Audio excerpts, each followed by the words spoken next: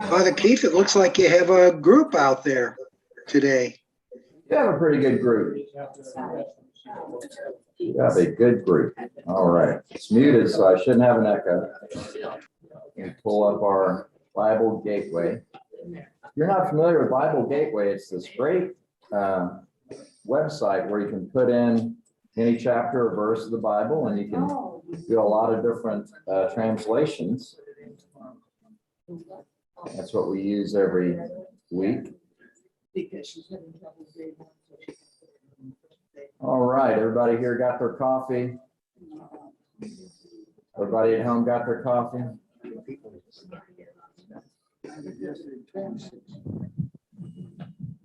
Hello? Yeah, you're working. We all have our coffee. All right. Is this on? All right, let's begin with prayer. Holy and loving God, we give you thanks for another day. Thank you for this community where we are. Thank you that you are here with us. Open our hearts and our minds to see you at work in the world, and help our study of Scripture to be one of those ways for us to see. We pray all this in your holy name. Amen.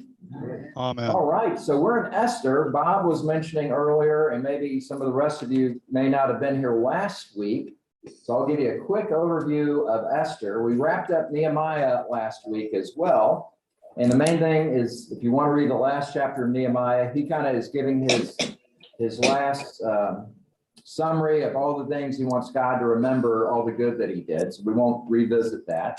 But if you want to later, it summarizes it pretty well. The last chapter of Nehemiah. Esther follows immediately in the kind of Western organization of the Bible. It's in a different section in the Hebrew organization. And again, we talked about her somewhat. It's written as if this is a true story, but most scholars say it was probably a fictional account. And at least part of the reason it was written as a satire, that the Jewish people were a minority, a significant minority in the Persian Empire after their exile. So, we just heard about the return going back to Judah, but there still were a significant number of Jews that existed in what we know of today as Iraq, Iran, all the way across the empire of Persia. And as a minority, even though they had some influence, a minority is always going to be kind of having to look out for how they're treated, how to protect themselves. And also as minorities, they often will have kind of their inside jokes about the people in charge. Esther, you could say, is inside joke is not quite accurate, but is a satire in what they're seeing that are the flaws of the Persian Empire. And not only what's wrong with Persia, but what's right about them as the Jewish people and how they're able to survive even in difficult circumstances. So that's a real quick overview. Some of the unique things about Esther as a book, even though it's in the Bible, God is not mentioned once in this book. There are, and some people brought this up last week, in some Catholic editions, they are, and I think in some of the Catholic editions in italics, these additions that were made much later to kind of make it more religious. And it happened in the translation from Hebrew and Aramaic into the Septuagint, which was Greek, that some of the rabbis and the scribes wanted to make it sound better. And so places that would fit, and Hutch has it, I think Louise had it. If you have like a Jerusalem Bible, you'll notice that, that God is praying, or that they're praying to God. But in the original, there wasn't. So just an FYI. The king there, we don't know who this Persian king is, but most scholars, again, think it's Xerxes. But again, that's another reason we know this is fictional. He had one wife for a long time and appeared to be pretty happy and pretty wise. So it is more of a composite king, and the story, to make the story good, goes into all the foibles of this king. So the first chapter, we'll just touch on lightly and get into the main story. The first chapter kind of sets the stage for what's going to happen. So what is going to happen, and again, as a critique of Persian culture and exaggeration, hyperbole, is this king has this party that lasts for many months, this large banquet. And that's going to be a unifying literary form throughout Esther is banquets. You see banquets, pay attention, something's about to happen. And so this particular banquet, the king, as you can imagine, after many months of eating and drinking, is probably not in his best form. And so he makes a decision, well, I'm going to have Esther, Vashti, the current queen before Esther, the prior queen, as the story unfolds, to come in, have Vashti, the queen, come in, and just so I can show off her beauty. Now, Vashti was ahead of her time, at least it seems that way. She had her own banquet going on with women of the court. And when the king calls her to come in, she says, no, I don't think so. You've had too much to drink, king. You need to go, have some coffee and we'll talk in a week or so. And believe it or not, the king didn't like that. And so one of the rules of being king, that's why we say it's good to be the king, that the king, was insulted. And, he, because of his anger toward Vashti, decides he will replace her. And then that kind of starts the story that we're going to get in chapter 2. We don't really hear what happens to Vashti. It doesn't appear she's executed. She is put away somewhere and is no longer to come into the king's presence, we're told. So that's a real quick overview of Esther in the first chapter. Any comments or questions before we get into the text, starting with chapter 2? Anything I forgot going too fast? I think it's marvelous satire, and I look at it in a modern sense, Yeah. And you use street parlance. The king has been dissed. Yeah, right. And Kings don't like that. you don't diss the king. And then he said, well, we'll get rid of her. And then the ensuing edict, his advisor says, we really don't want women to live. Get on Right. Persia. That is the end of that USA, first chapter. USA. That it's a bad precedent if our wives, not just the queen, but other wives of officials and regular people start not listening to their husbands. That's going to be a problem. So there's actually an edict that goes out, and the edict is basically how every man should be master in his own household. So, it sounds like something from the Honeymooners, but it's this sense of reinforcing male dominance. So, feminist theologians have studied Vashti, and many of them use her as an example, again, ahead of her time, of a woman's autonomy, her respect, her self-respect, that even in this very traditional role as queen, she has her own authority. And some also have criticized Esther, at different levels. So if you read some of the commentaries or some of the books about her, Esther seems, both as a Jewish person, she and Mordecai apparently have assimilated and have become part of the Persian culture. So that's kind of an implied criticism that comes out later, but also that she does very traditional things. And again, in fairness, this is 2,500 years ago, but she becomes part of a harem. She's gathered up in this almost like a beauty pageant, and all these women who are paraded to the king.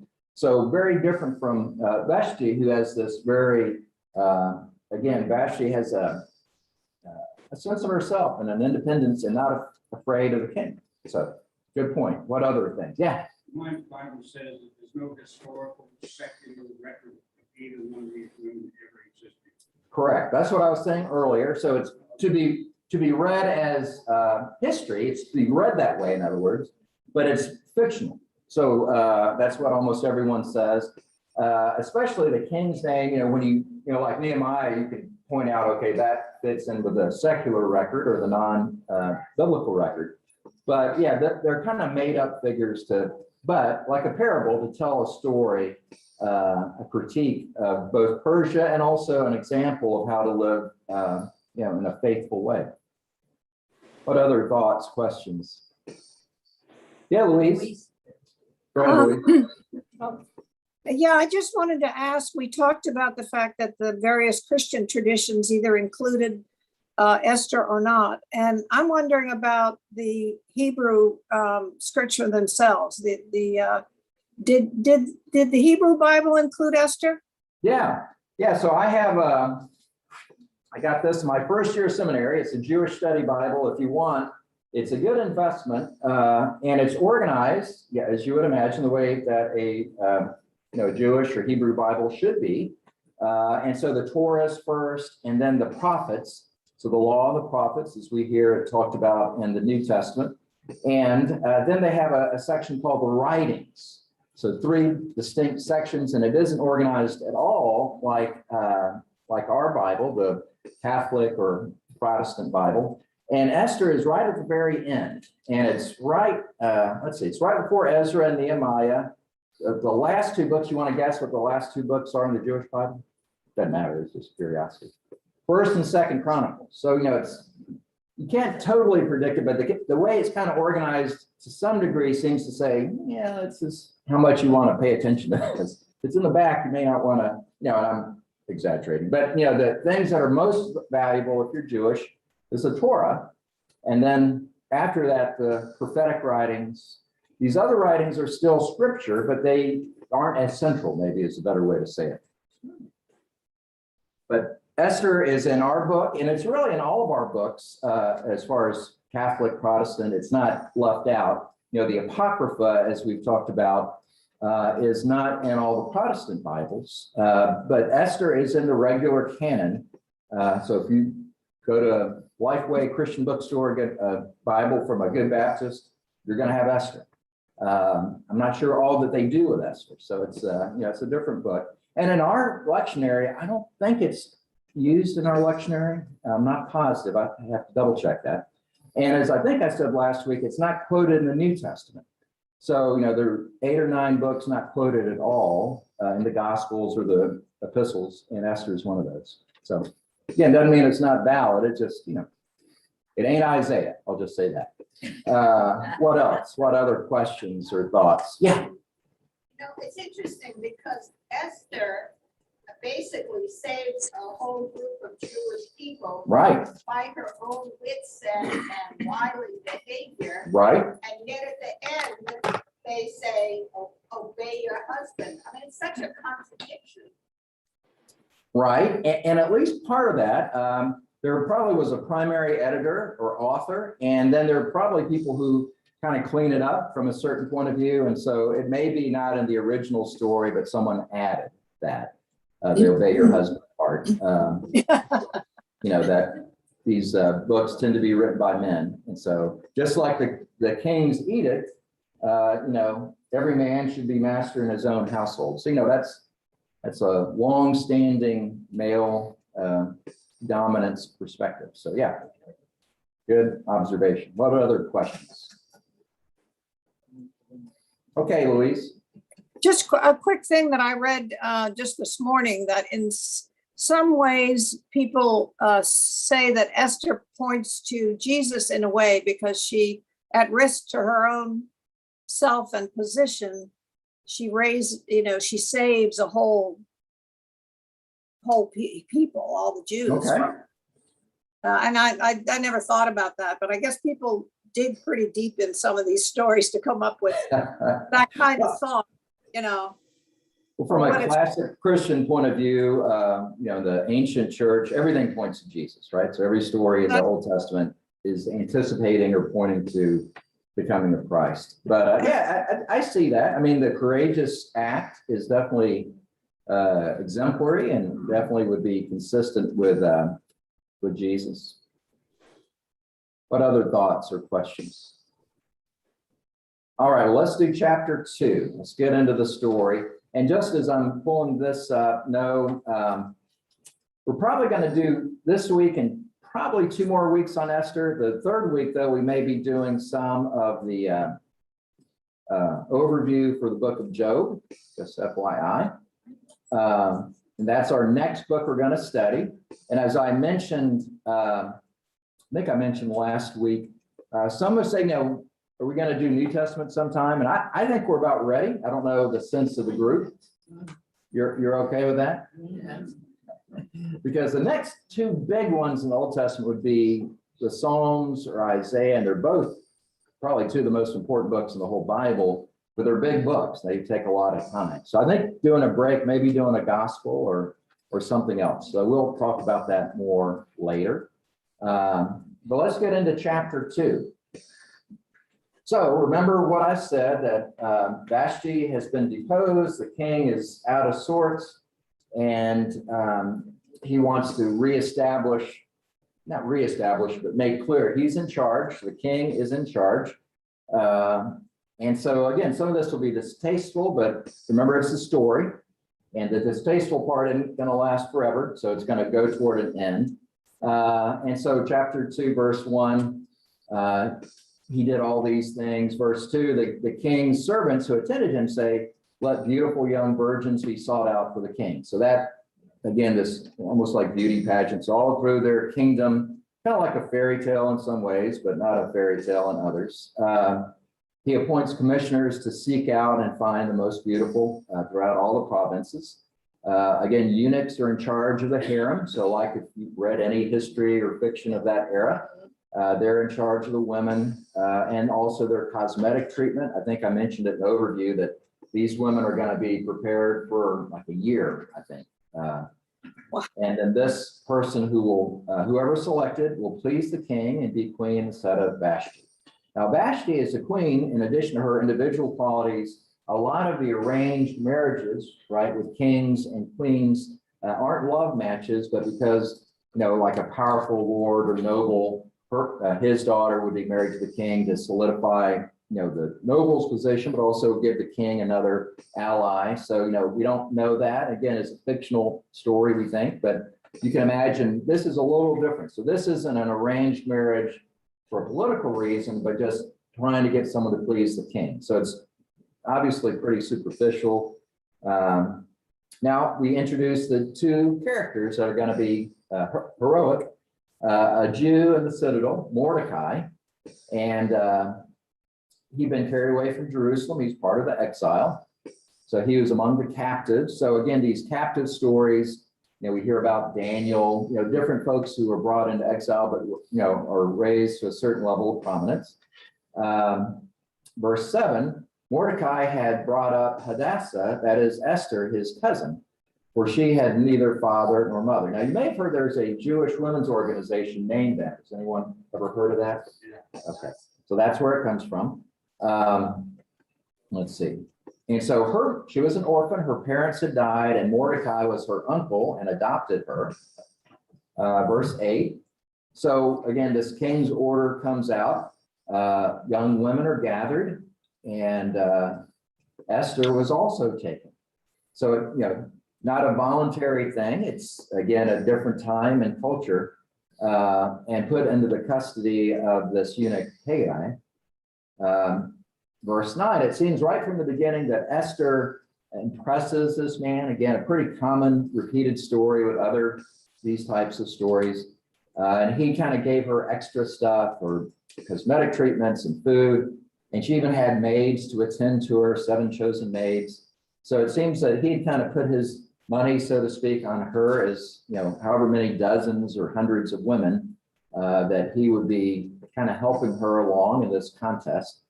And then this is a little insight that neither Esther nor Mordecai revealed that they were Jewish. Now that becomes important later in the story. Mordecai even, we're told in verse 10, had told her, don't say you're Jewish. So again, this little insight of assimilation or survival or both. But we are also told that Mordecai, who had apparently some type of connection, he could walk around in front of the court of the harem in verse 11 to learn how Esther was doing. So that was, obviously he still has care and concern for her. And then this is kind of the distasteful part. So they kind of take their turns going into the king. I guess it's kind of like The Bachelor. But they're working through all this. They had 12 months of what was like this beautification or purification. 6 months with oil of myrrh and 6 months with perfume. And again, this is written as an exaggeration, as a satire, of the pomp, of the crazy extremes of the court. Probably not, again, what would have happened, but the writer making a critique of what he sees as their flaws as a culture. So they go in one at a time, go in the evening, come out in the morning. And if they aren't chosen, they're put in the harem of concubines. So this distinction, I guess, they aren't going to be the queen. Verse 15. And so when it's Esther's turn, and they talk about her family, what she does maybe a little different is each maiden, as she goes in, can ask for something to go. She, again, consulted this chief eunuch, Haggai, and she got advice from him. And again, Esther is admired by all who saw her. We assume in addition to her beauty, her composure, hopefully her wit, all these other qualities. She was brought into the king, and the king, we're told in verse 17, loved her more than all the other women. So that part of the story unfolds. And he puts the royal crown on her head and makes her queen. So again, almost like this fairy tale quality. Not a lot of character development yet. And then the king gives a great banquet. The guy loves to give a party. So another banquet. He gives a holiday that in other translations, it's like a tax holiday. So, like we do going back to school. So they don't have to pay taxes for a season, all these nice things to celebrate the king's liberality and also Esther. So then we get this little side story that becomes important later in the story. It's not the central story, but during this time when they're preparing, for the new queen, Mordecai was sitting at the king's gate. So again, that's an area where people would go to make their appeal, or, so to be there, again, indicates he had some influence. And again, no one knew he was Jewish or that Esther was. Verse 21, as he's sitting at the gate, there are these two eunuchs, and they're talking and apparently not being discreet enough, but they're angry at the king. So this guy does parties all the time. I'm tired of it. So whatever they're angry about, we don't know. But they are conspiring to assassinate the king. And Mordecai overhears that conversation. So you can imagine that scene. And so as he hears of it, he tells Queen Esther. And Esther told the king in the name of Mordecai, my uncle heard this. And then there's an investigation, which sounds very modern. So they kind of check out what was going on. And it was found to be a true plot that Mordecai reported and perhaps saved the king's life. Both men were hanged. That comes up later in the story.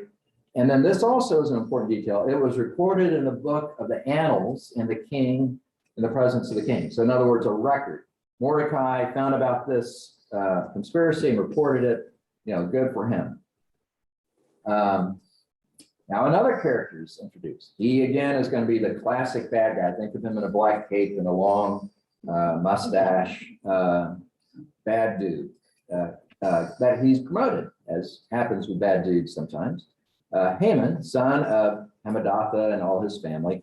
The king advanced him and set his seat above all the officials who were with him. So he's promoted kind of number 2 in the kingdom. And everyone bowed down to him. The king said, bow down to this man. He is my second in command. And so everybody does that, good way to have a long life. But Mordecai did not bow down or do obeisance. And so they asked him, some of the king's servants, well, why aren't you doing what the king commanded? And apparently this happened day after day, so over many days. And Haman apparently initially didn't notice it. He wasn't that concerned or just didn't see. But then, of course, someone eventually told him. Or when someone told him, then he noticed it. And Haman, we're told, is infuriated. He's enraged. But again, an insight into his character. He doesn't just take it out on Mordecai. He finds out that Mordecai's people are Jewish, so he's not just going to take out Mordecai, but destroy all the Jews throughout the whole kingdom, which is obviously, that's going to be the key focus the rest of the plot. So Haman is going through this period where there's, and I don't totally understand, but where they cast the lot. It's a season, I guess, in the Persian year, which Purim then, the Jewish holiday, comes from. And Haman told the king, kind of reports that without saying I'm mad at Mordecai, he reports that there's a certain people scattered throughout the kingdom who don't really do what we do as Persians or as faithful subjects of the Persian Empire. Their laws are different and they don't obey our laws. And so again, the classic scapegoating of the minority people. And so he says, the king shouldn't tolerate them. So verse 9, if it pleases the king, let a decree be issued for their destruction. And I will pay 10,000 talents of silver. So 10,000 talents is a lot of money. Again, we don't always translate it, but it'd be probably millions of dollars if we were to do the math. And that he's going to give it to the king so this can happen and the king profits from it. Now, generally the king, this is how the Jewish people were returned to Palestine, to Israel. The kings of Persia had a general policy of being tolerant, allowing people to worship their own gods, having some flexibility. So this is kind of counter to that general direction. Wipe out this group of people, and a group of people who are pretty well established, both in their identity, their contributions, and so forth. So the king, and we don't know if he was drunk or not, it seems like he had a lot of drinking, but he took his signet ring, which is his symbol, his way of saying, let it be. And he says the money is given to you, which is interesting because he's actually giving money to the king. And do with it as it seems good to you. So go ahead and carry out this policy. Yeah. Are you going to cover where the term Purim, the Purim festival? Yeah, that we did in the first week a little bit. The Purim is the scroll or book of Esther is read every year at Purim. And it ties in with this particular, apparently originally Persian practice and holiday, but obviously the Jewish take is at this time, the Jews were able to survive an initiative. Yeah. Purim, P-U-R. As a lot. Is casting of a lot. Correct. For the Persians. So Purim is multiple casting of lots. Right. Right. So it's a time, a seasonal time, but it's the Purim, the casting of lots, is also pointing toward this story and again, the survival of the people. As I heard one Jewish person say, a lot of the Bible is they try to kill us, they lost, we ate. So that's another simplified version. Yeah, that is Jewish humor, you're right. Verse 12. So, the secretaries of the king are called and they write out this edict. Everything is going to be, put in place. Now, what's interesting is it seems like it takes a whole long time for all of this to unfold. And so it's not, in our instantaneous world, it's not like a Twitter and things start happening. It's, okay, well, we're going to get the notes out and we're going to see how this happens. But it's going to take a while. And what is told in the letters is not only, it kind of has multiple incentives to kill all the Jewish people and plunder their goods. So it's not just a bloodthirsty rampage, but also obviously potentially economic gain. And to kill all Jewish people, young and old, women and children, and do it all in one day. So it's almost like a sick holiday. And so this again was sent out by courier throughout all the kingdom. Let me take a break here because I've been talking a while. What other thoughts or questions? We'll get to the next big thing in chapter 4. The author of this is unknown, but it was written sometime during the intertestamentary period. And I like going back to verse around verse 5 or 6.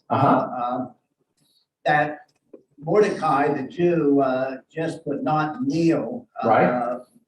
And this, in a sense, would play into the Hellenistic period of Jewish history, in that, to me, that writer is seeing, and in a way, metaphorically, stating the problem that the Jews faced late in the Hellenistic period, i.e. The Greeks went out of their way to make the Jew bow, i.e. they have tried to impose the Greek culture on them to the point of invading the temple, so to speak. Right, setting up the idol. And so you could almost argue that maybe this book was written in response or in harmony with Maccabean revolt. It could be. That's one point of view. There's not a lot of Greek allusions in this, but yeah, that definitely is how it was It's like used. Daniel, that's symbolic. That most think it was probably written somewhere in the 300 to 400 BCE era, so about 300 to 400 years before the time of Christ. And so yeah, that any book in the Bible usually has at least two levels of meaning and sometimes more. So that's a good point. But yeah, as a Jewish person, how do you survive when you're a minority? You're in a pagan culture, you know, and as a minority, fighting is usually not going to help you, right? So you have to find a way, and different strategies include assimilation. That's one strategy, but another is how do you keep your distinctiveness and do enough in connection with the dominant culture so that they respect you and they work with you, you add to their culture. And this came to a climax really in some ways with the Roman Empire. The Roman Empire gave them a lot of freedom until there was a military revolt that led to the destruction the second time of Jerusalem. But good observations. What other thoughts or questions? All right, we'll do chapter 4, which to me is really the key to this book, and really where some of the best verses are found. So Mordecai, or kind of, if you think of Esther as inside, the court, Mordecai being outside the court, he hears all these things that have been proclaimed, that the Jewish people will be destroyed. He tore his clothes, which again is a symbol of mourning, of grief.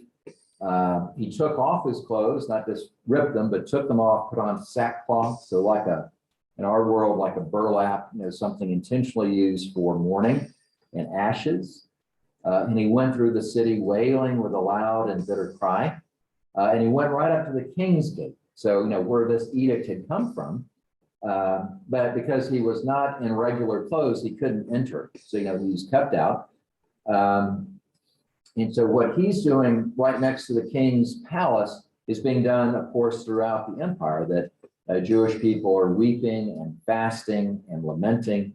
So, it's a common, obviously, response to being told you will be destroyed. And so Esther's maids and her eunuchs, and again, it seems she's beloved. And again, these are all Persians or Persian subjects from other nations.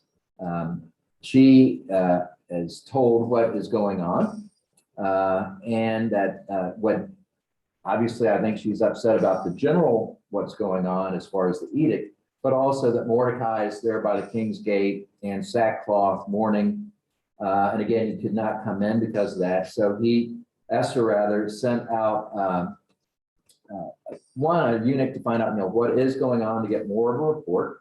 And Mordecai tells the story of what's going on. So again, Mordecai in verse 7 and 8 seems to have some inside knowledge beyond the edict. He talks about the money that's being promised to the king. So that is all given to Esther. And Esther tries to get him to put on some clothes, but he won't. Verse 9 is, again, you have this eunuch communicating between Mordecai and Esther. Verse 11,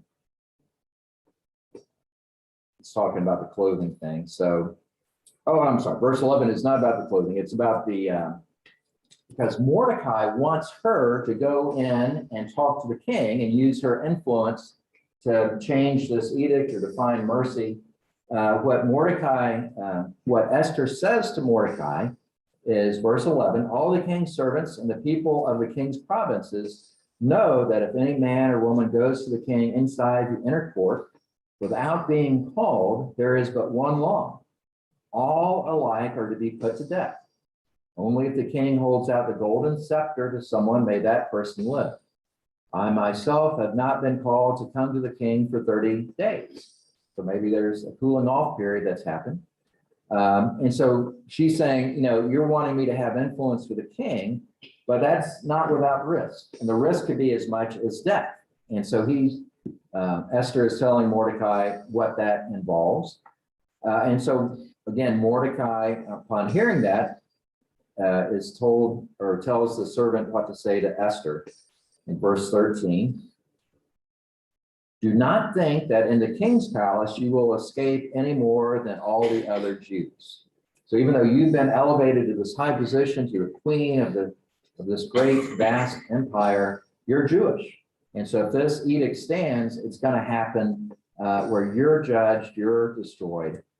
And then you may have heard this phrase at different times, quoted by folks. This is the rhetorical part that's actually quite beautiful and compelling. For if you keep silence at such a time as this, relief and deliverance will rise for the Jews from another quarter. But you and your father's family will perish. So he's being pretty harsh that you may not step up. And he doesn't say God, but he says from another quarter that, the Jewish people will be taken care of. And then the second part, who knows, perhaps you have come to royal dignity for just such a time as this. Then Esther said in reply to Mordecai, go gather all the Jews to be found in Susa and hold a fast on my behalf. Now, she doesn't really put a religious emphasis on it. Some commentators I read said it's almost in solidarity with her, but I'm sure some people would be praying. And neither eat nor drink for 3 days, night or day. I and my maids will also fast as you do.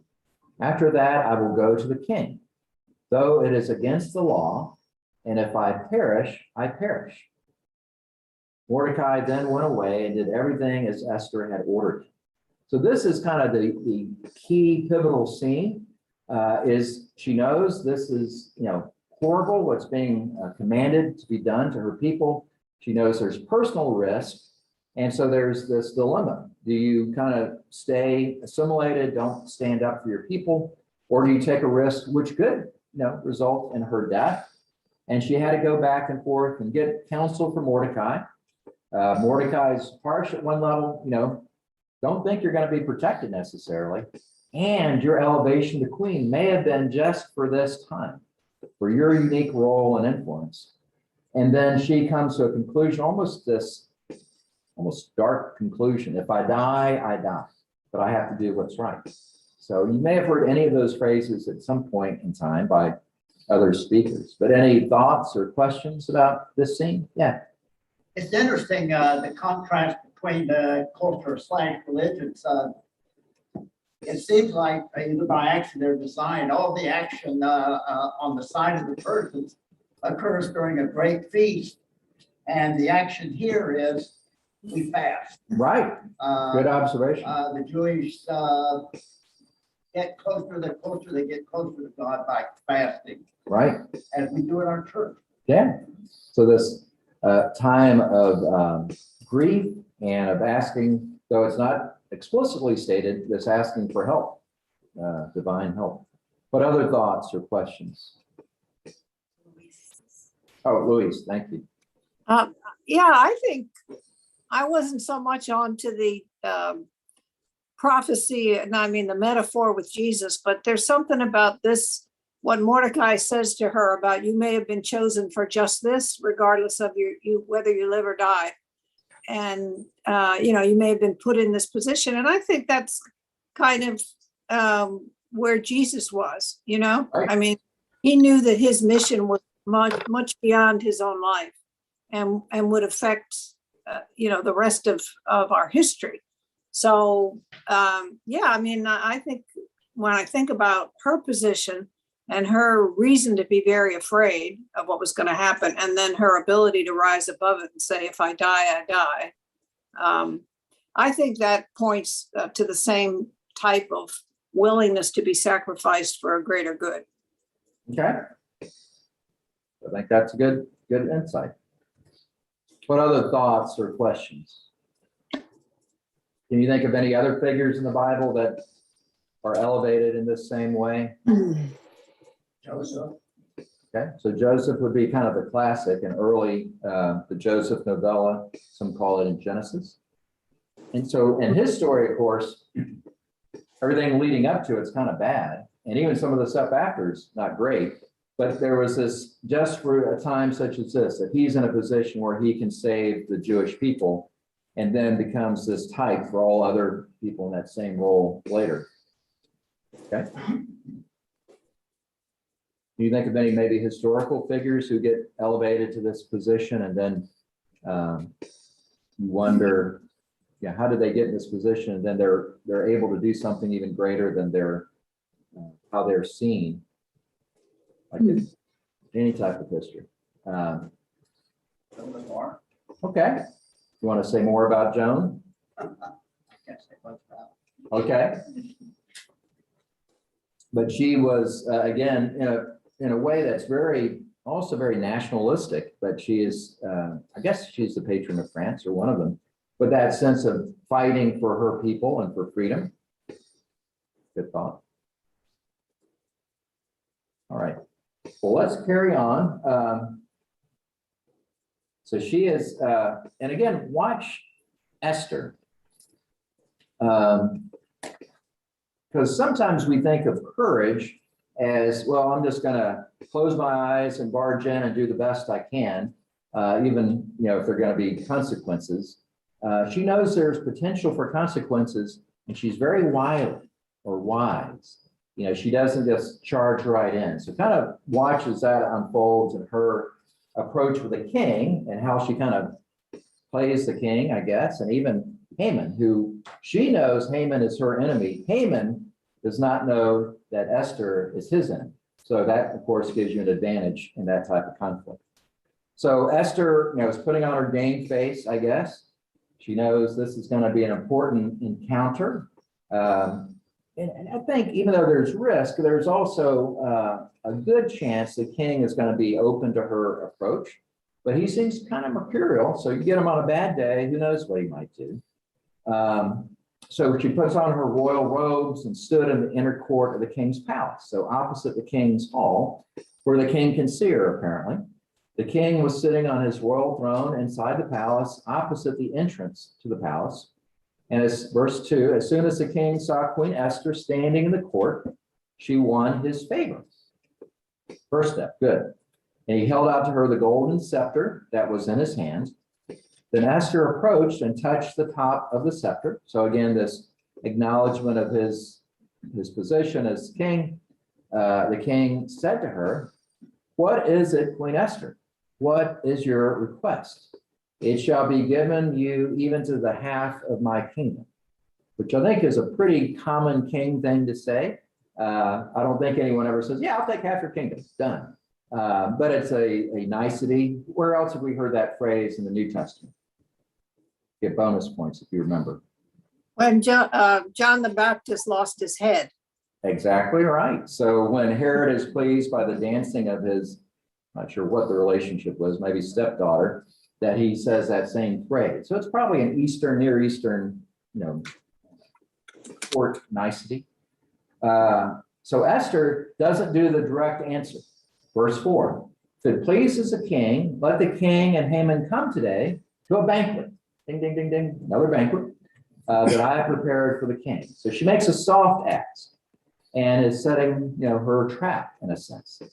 Verse 5, then the king said, "Bring Haman quickly so that we may do as Esther desires." So Haman, again, the number 2 in the kingdom, this powerful man who has this grudge against the Jewish people, doesn't know Esther is a Jewish person, has kind of been brought into this trap. So the king and Haman came to the banquet that Esther had prepared. So that's step 2. Verse 5. Verse 6.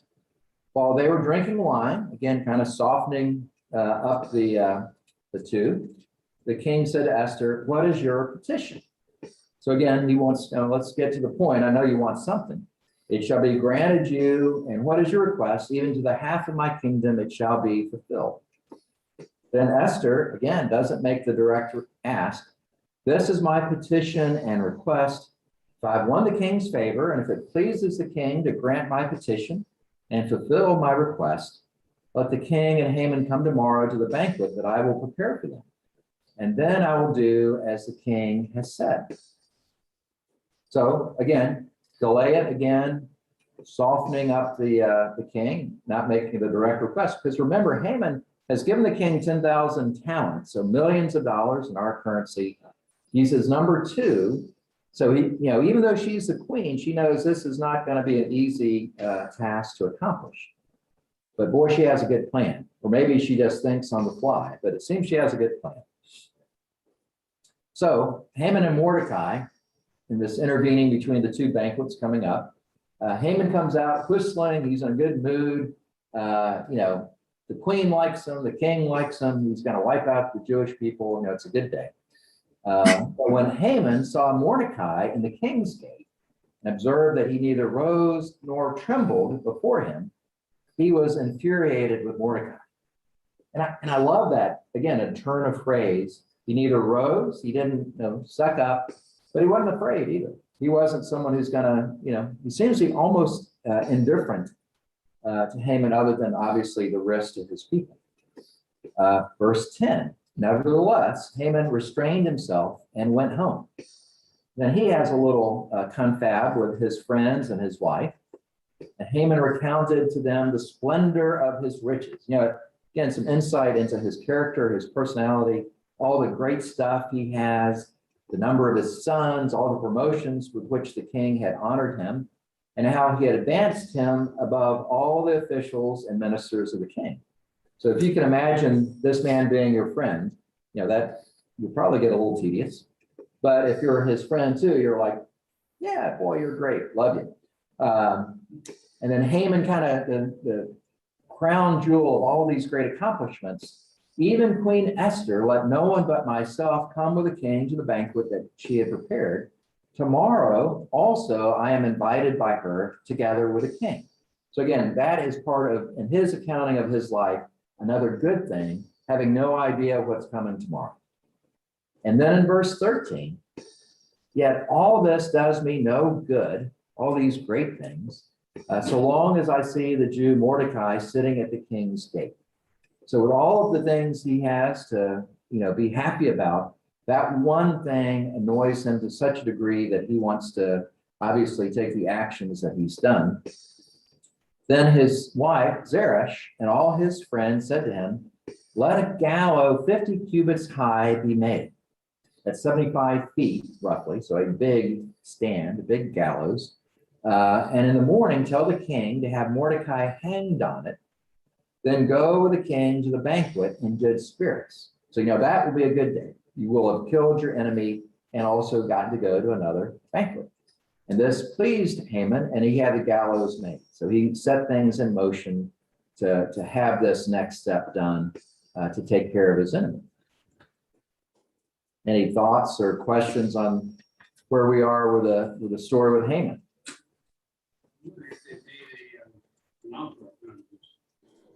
An opera? Or you wonder if they have, or I don't know. Does it? I assume there's some play or opera, but I haven't looked that up. Oh yeah, no, it's classic. Shakespeare and other great dramatists read the Bible, and so there a lot of the plays, either are inspired by or you understand, just the human side of it. So you got a kind of an ineffective, insecure king, but with great power. And then you have this evil, unscrupulous person who has everything he wants, but wants one thing more. And then you have these two players, Mordecai and Esther, who have a certain integrity, but also they're kind of stuck in the system as well. So it's not where they're absolute good guys. They're also coming from a position where they're more or less compromised into the system. But then once in the system, how do we do what's right? And it's not easy. It's still going to take work because they are subject to this great, powerful king. Yeah. If we get to chapter 4, verse 27, then in my Bible, that's bearing the Septuagint into it. Right. And this later writing is trying to make Esther a more spiritual rather than secular work. Sure. Just for informational purposes, the Septuagint then enters into Mordecai's prayer. And he opens in calling to mind all the wonderful works of the Lord, God's name is used. Right. He offered this prayer, and he opens with Lord, King, and Master of all things. So it just contrasts the Septuagint, what they added to the more bare bones secular version that's written in Hebrew. Absolutely. And the second thing is things going on in Persia.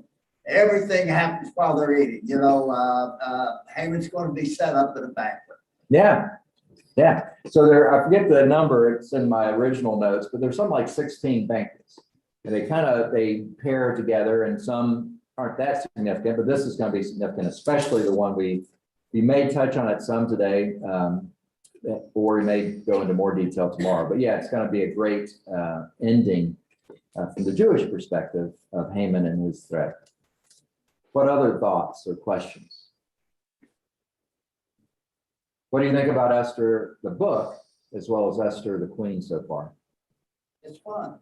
Okay, that's one way to say it. Yeah, it's a good story, right? It's why it'd be a good opera, I guess. What other insights or any reactions? Anyone not like this story?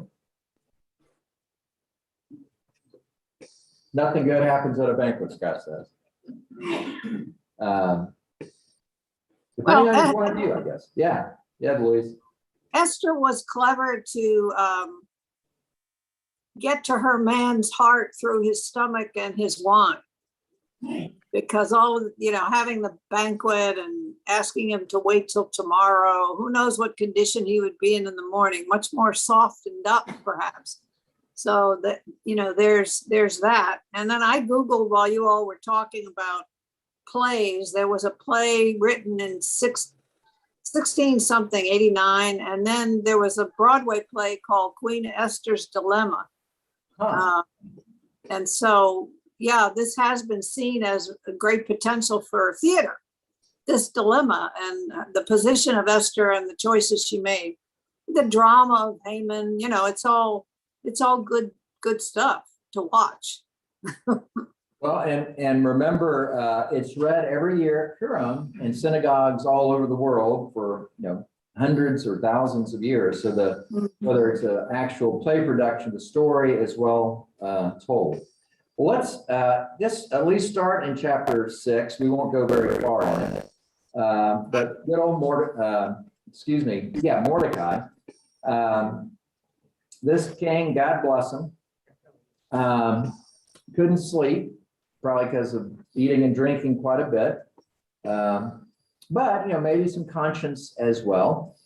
And so he gives orders to bring the book of records, the annals, and they were to be read to the king. Maybe it's like reading, First Chronicles. They put you to sleep.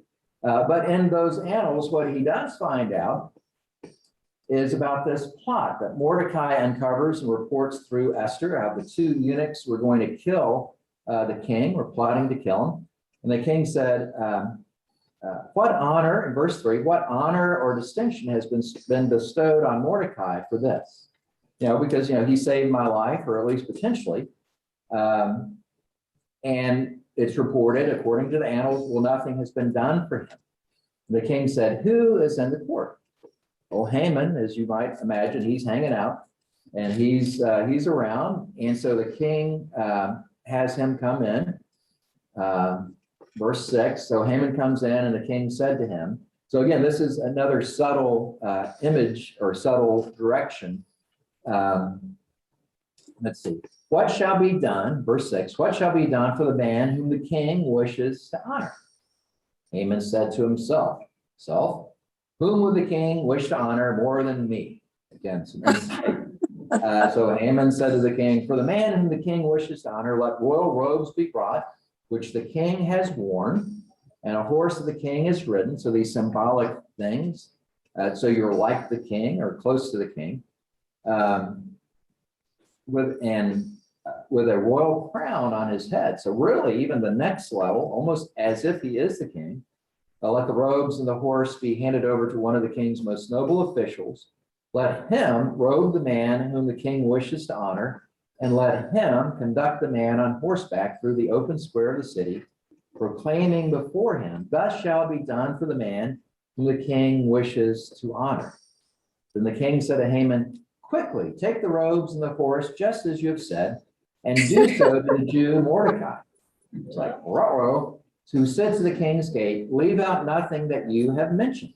Now, he even says the Jew Mordecai. So, this edict is about destroying all the Jews. So it seems like, this is this incongruity.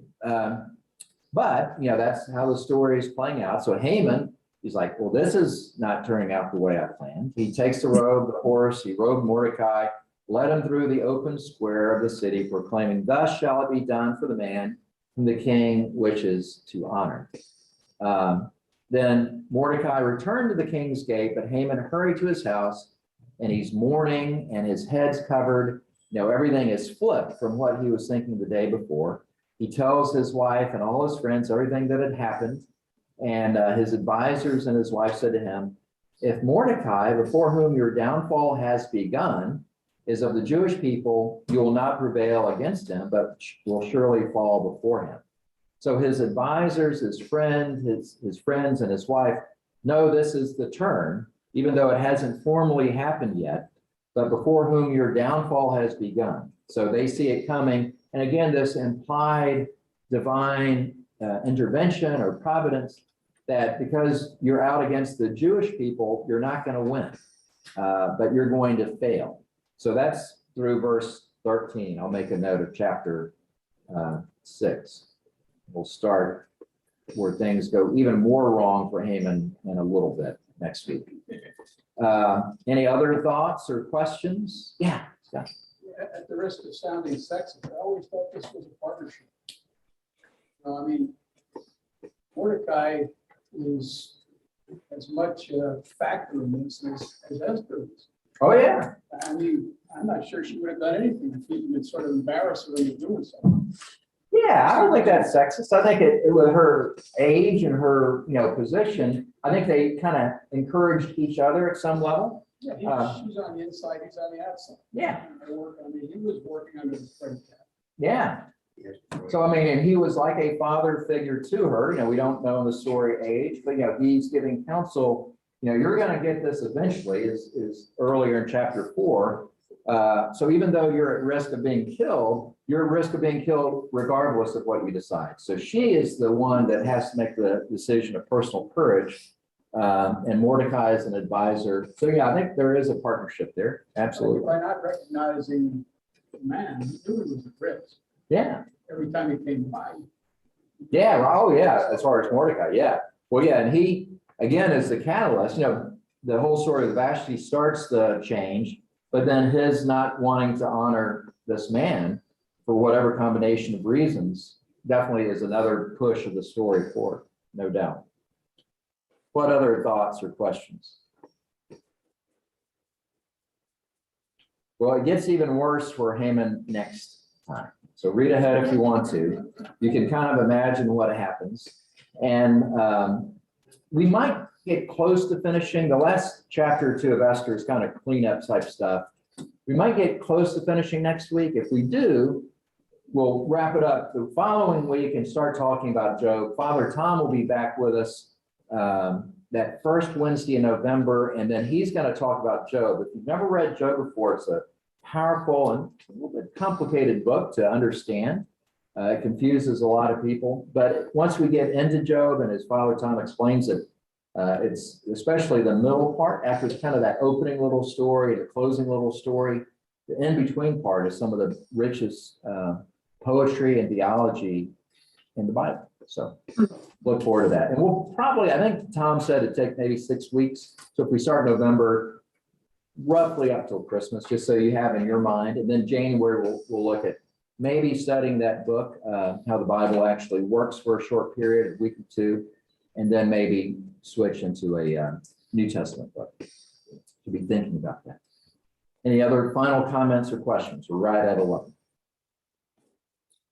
I find this to be a fascinating story. Can't wait to read the rest. Read ahead, absolutely. And bring in the play next time. Yeah, Andy, I'm sorry. Just seeing you raising your hand. Go ahead. Quickly, how do we know this isn't a true story, that it didn't actually happen? I know there's a lot of satire in it, but. The main reason, as was said earlier, is we just don't have these historical figures in a secular record, and the Persian Empire had pretty good records. So you know who these officials were.